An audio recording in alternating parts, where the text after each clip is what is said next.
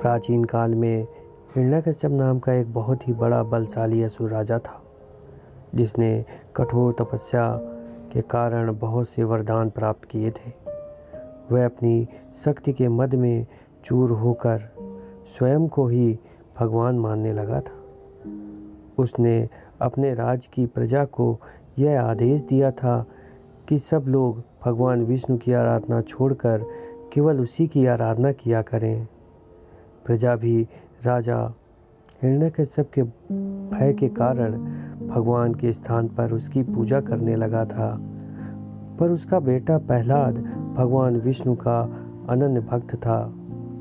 उसने अपने पिता की बात ना मानी और ईश्वर की भक्ति में खुद को लीन रखने लगा।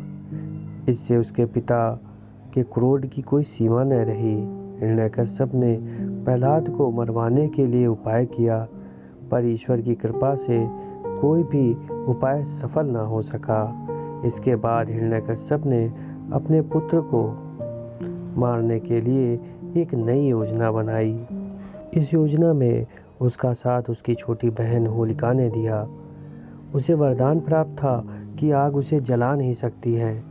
हिरण्यकश्यप की आज्ञा से होलिका की गोद में प्रहलाद को बैठाला गया और बड़े से लकड़ी के टीले पर बैठालकर आग लगा दी गई।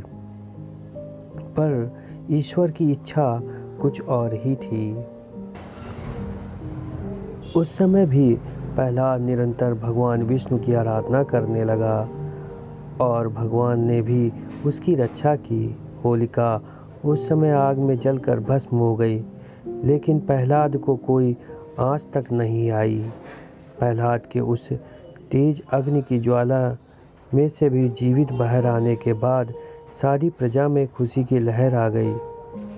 सारी प्रजा भी भक्त प्रहलाद के साथ मिलकर भगवान विष्णु की आराधना करने लगी।